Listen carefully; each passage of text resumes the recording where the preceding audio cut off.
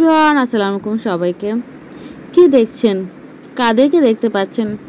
এই দিনটা আমার জন্য ছাড়াও অন্যদের জন্য অনেক স্পেশাল একটা দিন ছিল। আমার জন্য তো আরও বেশি স্পেশাল ছিল। এই দিনটি ছিল শাহিদা হাসান আপুর মেকওভার মাস্টার ক্লাস। এখানে 1 ডে এবং 2 ডে ছিল, প্লাস সাথে মামা কম্পিটিশন ছিল।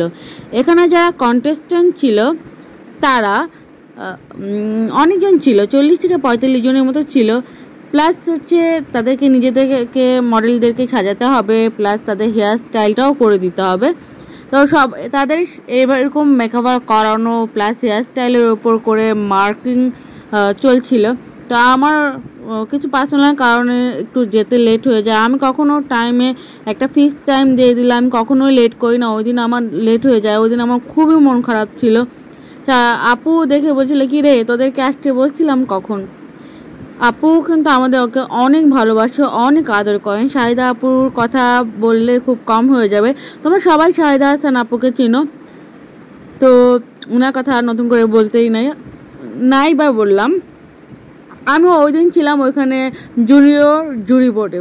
আপুর কাছে আমি কৃতজ্ঞ যে আপু আমাকে এত সুন্দর একটা প্ল্যাটফর্মে নিয়ে এসেছেন। আসলে আমি আগে গতবারে ফার্স্ট রানার আপ ছিলাম মামা কম্পিটিশনে। তো এই জন্য আমাদেরকে জুনিয়র বোর্ডে ডাকেন। তো আমাদের কাজ হচ্ছিল প্রত্যেকটা টেবিলে যে আর্টিস্টদের মানে মুয়াদের বা মেকআপ আর্টিস্টদের ওদের প্রত্যেকের মেকওভার দেখা, প্লাস তাদের হেয়ার স্টাইল কেমন করেছে সেগুলো দেখা, তাদের ভুলগুলো দেখিয়ে দেওয়া, সব কিছু বলছিলাম এবং করছিলাম। সাথে আমার সাথে ছিল হিমু, প্রিয়না, এছাড়া আরও অনেকেই ছিল। তো আরও অনেকেই গুণী এবং সেলিব্রিটি মানুষজনও ছিলেন। আসলে এতটাই ভালো লেগেছিল আমার প্রোগ্রামে, বলার মতো না।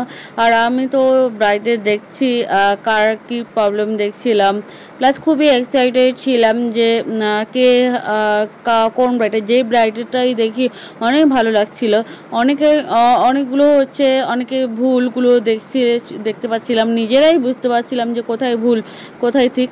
তো এইভাবে বসে বসে আমরা সবাই আমরাই মার্কিং করছিলাম, প্লাস সিনিয়র যারা জুরি বোর্ডে ছিলেন তারাও মার্কিং করছিল।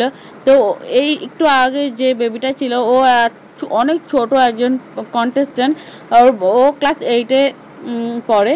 তো আপু এর মাঝে সবাইকে গিফট করছিলেন এবং সম্মাননা দিচ্ছিলেন যারা এসেছেন, আর সবাইকে ডাকছিলেন, যেমন আমাদের একজন মানুষকে বাদ দেননি। আর এটা যারা টিম মেম্বারে কাজ করছিল তাদেরকেও পর্যন্ত সার্টিফিকেট দেওয়া হয়েছিল তাদের কাজের জন্য। আর আমি স্টেজে ওঠার পর তা আমি নিজে মনে কথা বলতে যাবো কি আমি কান্না করে দেই। আসলে এত বড় প্ল্যাটফর্মে আসতে পারার জন্য মানে আমি নিজেই অবাক হয়ে যাচ্ছিলাম যে আমি এখানে যেতে পারবো, একজন জুরি বোর্ডের একজন মেম্বার হিসেবে, সদস্য হিসেবে কাজ করতে পারবো। আসলে শাহিদা হাসান আপুকে অনেক থ্যাঙ্কস যে আমাকে এত বড় সুযোগ করে দেওয়ার জন্য। আর আমি এর আগের মামা কম্পিটিশনে ফার্স্ট রানার আপ ছিলাম। এটা আমার জন্য অনেক ব্লেস একটা মোমেন্ট বলতে গেলে। আসলে আমি আমার নিজের যোগ্যতায় আজকে এই পর্যন্ত আসতে পেরেছি, অনেক বাধা প্রতিকূলতা পেরে। আমি মনে করব ঠিক সেভাবে সবাই এগিয়ে যাও।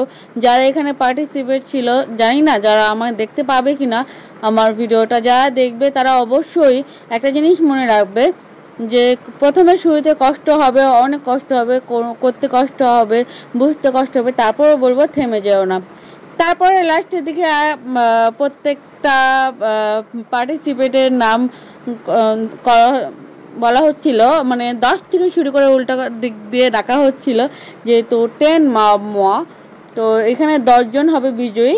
তো 10 থেকে আস্তে আস্তে যাচ্ছিল কে হচ্ছিল, আমরাও খুব এক্সাইটেড ছিলাম। যখন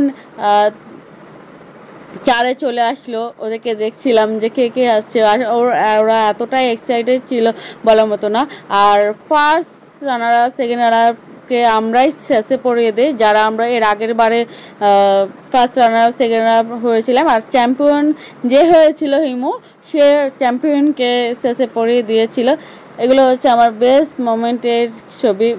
আর শাহিদা আপুকে অনেক থ্যাঙ্কস। আপুর কাছে আমি অনেক কৃতজ্ঞ এমন একটা দিন আমাদেরকে উপহার দেওয়ার জন্য।